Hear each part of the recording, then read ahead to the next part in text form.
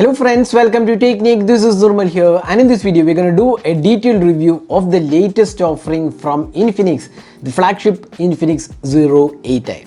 So Infinix Zero 8i has been the flagship device of Infinix in 2020. Now the Zero series is a flagship device and in India we didn't see actually too many Zero devices.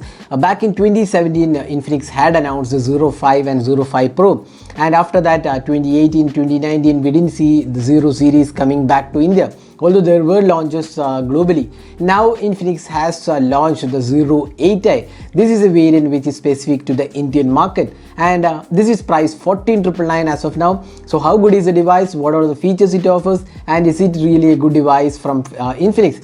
That's what we are going to talk about in this video. So if this is your first time on this channel, do hit that red subscribe button and also hit the bell icon to get notified of all the videos we publish. So let's get started. First up, let's have a look at the design and build quality. Now one thing what is stand out for the Infinix Zero 8i has to be the design. You can see the front panel design definitely looks good. The bezels have been kept minimal. You can see even the bottom bezels looks definitely small, and we have the dual punch hole selfie camera aligned towards the left side. The bezels on the top and the sides are also minimal, and you can see that the power key integrated with the fingerprint scanner on the right side along with the volume rocker keys. We have the SIM tray. The top section does not have any openings, and the bottom section has the 3.5mm audio jack and the the USB Type-C port and the speaker unit. Now the biggest change is the back panel. This definitely looks gorgeous, especially the camera layout, and you can see that the camera arrangement also looks really nice. It's a quad camera setup along with a quad LED flash as well. The pattern on the back panel is something like a V, which again adds to the beauty of the device. You can see a dual tone coloring Infinix logo. Overall this device definitely looks great in terms of the design aspect. One of the good looking smartphones without doubt in the sub 15K price segment. Now talking about the build quality, now this is made of a polycarbonate material, but what we felt about this device is that it's a very solid build. In fact, this is not a glass, but it still feels really premium. It is not a fingerprint magnet, and you can also see that it doesn't attract any scratches as of now. You can see that we have been using this for like 2 weeks now, but no scratches accumulated on this device, so that makes it even better. So overall build quality looks definitely good. Fit and finish, again here also you can see a glossy panel given, and looks quite good. So build quality is definitely good for the 15K price segment. Next, let's move on to the display. Now this device has a very large display, especially for entertainment purpose or even for online classes. You get a very large 6.85 inches full HD plus resolution display. Now that's not the only thing about the device. This device has a 90Hz refresh rate. That's something which is quite good. Now most of the devices in the sub 20K price segment are moving to the 90Hz refresh rate, and you also get the 90Hz here, 90Hz, 60Hz, and there is an option to change this automatically. So that's something which is good. The 90Hz refresh rate definitely feels very smooth. You can see that animations are really smooth, and the 90Hz definitely looks good on this device. Now the display quality again looks really nice. You can see the viewing angles are really good. Infinix as a brand has been providing quite good displays even in the budget segment. Here again you can see that the viewing angles are pretty good. The touch response is very smooth, and overall the display quality definitely looks good for the 15K price segment. Now next, let's talk about the software. Now Infinix has this custom UI called XOS. That's the UI which Infinix has. Now you can see that this is the XOS 7. So this device has Infinix XOS 7, the Dolphin version 7.0 on top of Android 10. Now this is powered by the Helio G90T, and it has 8GB RAM and also 12GB, 128GB internal storage. So we'll come back to the performance side later. Now one thing about the Infinix XOS is that it is a really good UI in terms of features being offered. You can see here game mode, social turbo, smart assistant mode, customization via theme support. You can see that themes and lock screens are included, options are included. Then you get a lot of customization options including the dark theme. Everything looks good, but the only problem is a lot of bloatwares are included on this device. Now we have uninstalled a lot of them. In fact, you could still see there are a few apps like this Palm Store, few of them cannot be uninstalled, but still there are few apps which could be uninstalled. So overall we feel while Infinix does a pretty good job with the UI or features, but then the problem is a lot of bloatwares are included. Now there are no ads in the UI as such, unlike Xiaomi or Redmi, there are no ads in the UI, but these bloatwares do spoil the experience. One way is to uninstall these bloatwares, which works to an extent, but then sometimes you do have few apps remaining. That's one of the issues. Otherwise it definitely looks good. Now it also offers a lot of options and themes. Now next let's talk about the performance. So this device is powered by the Helio G90T octa-core processor, which is one of the really powerful chipsets we have seen on a lot of smartphones. It's not a really new chipset, but then it is a powerful chipset, and in our speed test comparison we could see that it was much faster than the Poco M2 Pro or even the Poco X3 and the Redmi Note 9 Pro Max. So that makes the Helio G90T a performance device. In fact processor, and the Infinix Zero 8i is a really good device in terms of performance, no lags whatsoever, and switching between apps and everything looks great. Now the gaming experience is also quite good. There is also liquid cooling technology available, but as you go with a higher graphic option, there is definitely some heating happening. You can see it goes up to 45-46 degrees.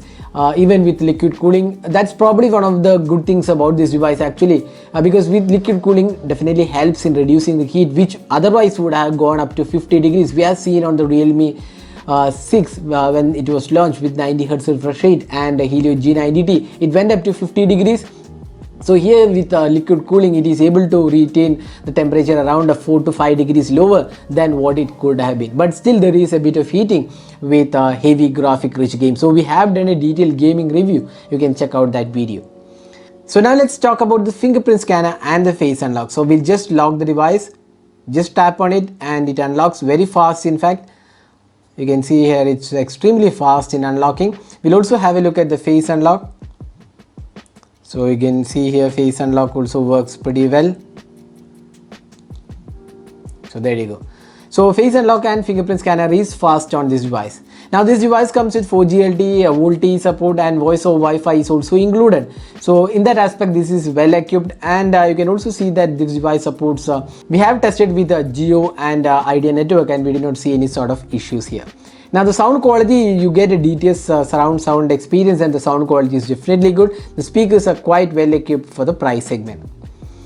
Now next let's talk about the camera. So we have a quad camera setup, as I said before. This is one of the really good camera placement. We have the 48 megapixel primary sensor. It's an omnivision sensor. You get an 8 megapixel ultra wide angle lens, 2 megapixel depth sensor, and 2 megapixel or rather fourth AI camera, and you get a 16 plus 8 megapixel selfie camera. That's a dual selfie camera.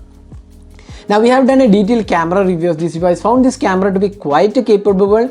In fact, the daylight captures were quite good. The ultra wide angle was kind of okay. The daylight captures did have some good details, good sharpness levels. The colors were also more or less accurate. There is no saturation issues as such. And if you look at the close-up shots again, it was quite good. In fact, there is no macro mode. That's one of the downsides, probably one of the features which is missing in this price segment. But otherwise this device does have a decent experience, and even the portraits were also quite good. The edge detection was quite impressive. Now the low light experience wasn't very impressive, especially the night mode. It was kind of slightly noisy at times, so the night mode definitely needs a bit more work. Especially for this price range where the competition is very stiff, so we feel Infinix should be working on the night mode a bit more.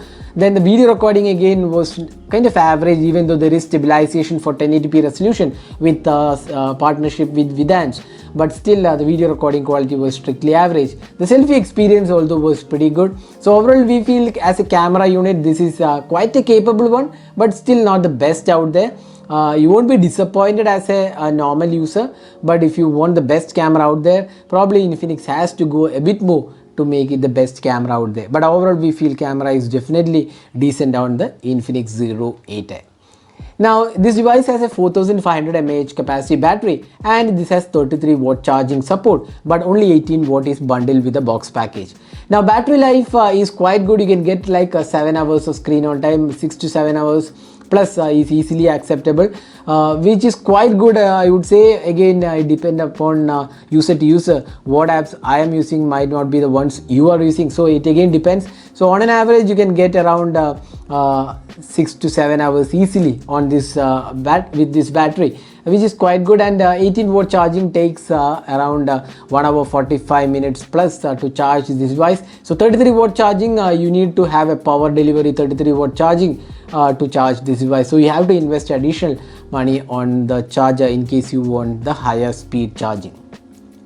So that is the overall aspect about the Infinix Zero 8i. So how good is the device? Now Infinix has said that the 14,999 pricing is in introductory pricing, so probably only for the first sale it will be 14,999. After that it might be 15,999. So at this time of making video we're not really sure about the pricing, but then even if it is 14,999 or 15,999, it won't make much of a difference. But overall, if I say about the pros and cons, this device has a really good design and build quality, good display, software experience is kind of okay, performance is really good, battery life is quite okay, and cameras are kind of acceptable. Now the cons of the device is that it has a lot of bloatware included. As I said before, it is having a lot of bloatware, and camera performance definitely could have been better. It's just an average performance, especially the low light and video recording could be drastically improved. And it only has 18-volt charging support, in fact the charger included, although there is support which could have been provided at this price segment. But overall, if you look at Infinix Zero 8i, we feel Infinix has done a really good job with the Infinix Zero 8i. It's definitely a great device to buy in this price segment. So that is a detailed review of the Infinix Zero 8i. Hope you enjoyed watching this video. Do hit that like button and also hit the red subscribe button for more videos. Thanks for watching. Hope to see you in our next video. Have a great day.